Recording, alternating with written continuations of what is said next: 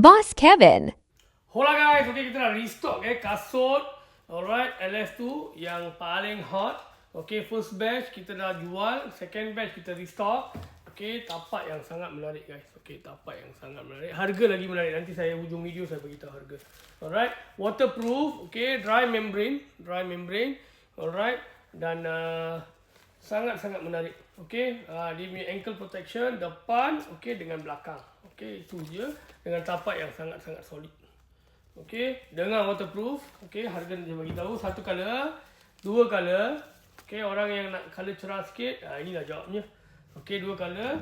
Dan orang yang nak macam army sikit, dia ada hijau sikit ni, hijau. Cantik, color ni pun cantik. Alright, so size yang kita ready stock sekarang ialah daripada 40